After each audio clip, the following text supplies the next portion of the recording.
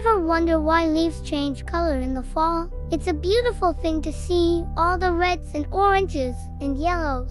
But did you know there's an easy answer as to why this happens? And it has to do with the trees protecting themselves from the cold weather. You see, during the summer, leaves are green because they have a lot of chlorophyll. That's what makes them able to do photosynthesis, which is how they get their food. But as the weather starts to get colder, the days get shorter and the amount of sunlight we get decreases.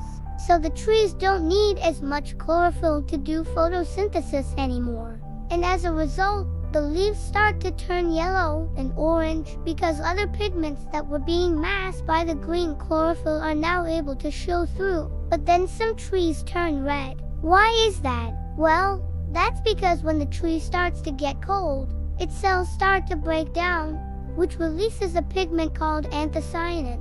And that pigment is red. And so the leaves turn red before they fall off the tree. And then, of course, we get the brown and the tan from all the dead leaves that are falling and covering the ground. But not all leaves turn brown. Some of them, like the oak tree, have a really tough, waxy coating on them, so they stay green longer. Now that you know why leaves change color in the fall, take a moment to appreciate the beauty of nature and all the amazing things that happen around us every day. And if you're still watching, here's a fun fact. Did you know that in some parts of the world, leaves actually change color in the spring as well? That's right. In places like Japan and China, the leaves turn green because that's when the trees start to grow new leaves after the winter.